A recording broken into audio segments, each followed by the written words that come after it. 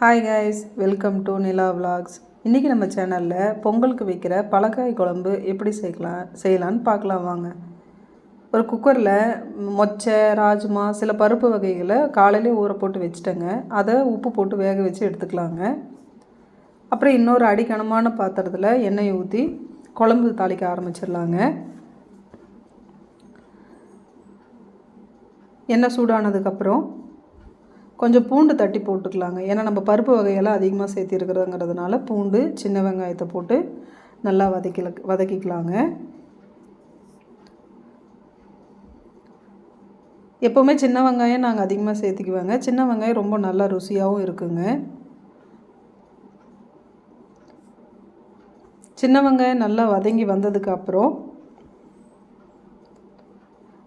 ஒரே ஒரு பச்சை மிளகா, 2-3 தக்காளிங்க. சின்ன சைஸாக இருந்தால் 3 போட்டுருங்க, பெருசாக இருந்தால் 2 போடுங்க. 2 தக்காளிங்க சேர்த்து நல்லா வதக்கிக்கலாங்க.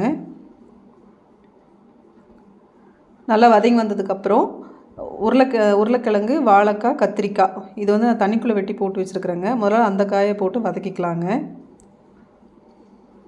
உங்கள்கிட்ட என்னெல்லாம் காய் இருக்குதோ நீங்கள் எல்லா காயும் சேர்த்திக்கலாங்க.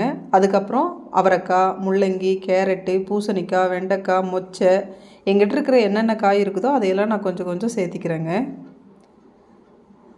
உங்கள்கிட்ட சக்கரவள்ளி கிழங்கு கூட சேர்த்திக்கலாங்க. எங்கிட்ட அந்த காய் இல்லைங்க, கிழங்கு இல்லைங்க. அதனால் உருளைக்கிழங்கும் பூசணிக்காயும் சேர்த்திருக்குறேங்க. முதல்ல இந்த காயெல்லாம் போட்டு நல்லா உப்பு போட்டு வதக்கிக்கலாங்க.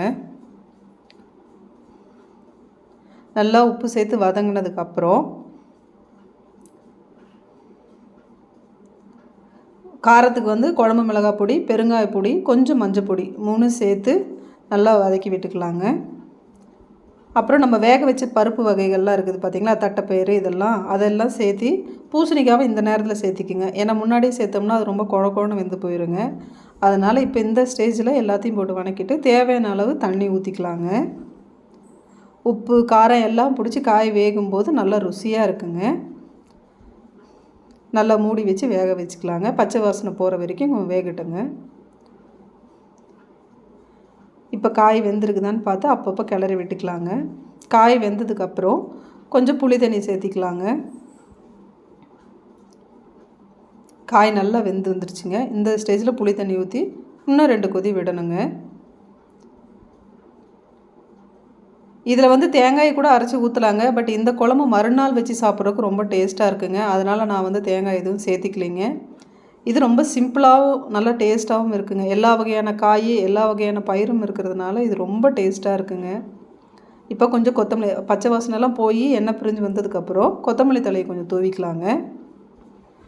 இது வந்து நாங்கள் மாட்டு பொங்கல் அன்றைக்கி உப்பு பொங்கல் பொங்கி அது கூட இந்த குழம்பு வச்சு சாப்பிடுவோங்க. ரொம்ப டேஸ்ட்டாக இருக்குங்க. இப்போ இந்த குழம்புக்கு ஒரு தாளிப்பு கொடுத்துடலாங்க. ஒரு கடாயில் எண்ணெய் ஊற்றி கடுகு போட்டுக்கலாங்க. கடுகு பொரிஞ்சதுக்கப்புறம் 2 சீரகம், 2 மிளகாய், கருவேப்பிலை தலையை போட்டு தாளிச்சிக்கலாங்க. ஒரு 1/4 டீஸ்பூன் சீரகம், 2 மிளகாய் நல்லா பொரிஞ்சதுக்கப்புறம் கொஞ்சம் கருவேப்பிலை சேர்த்து குழம்புல தாளித்து கொட்டிக்கலாங்க. இந்த குழம்பு பார்த்திங்கன்னா ரொம்ப டேஸ்ட்டாக இருக்குங்க.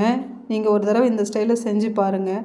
பிடிச்சா நம்ம சேனலை சப்ஸ்கிரைப் பண்ணுங்கள். எங்களுக்கு உங்கள் சப்போர்ட் கொடுங்க. தேங்க்யூ.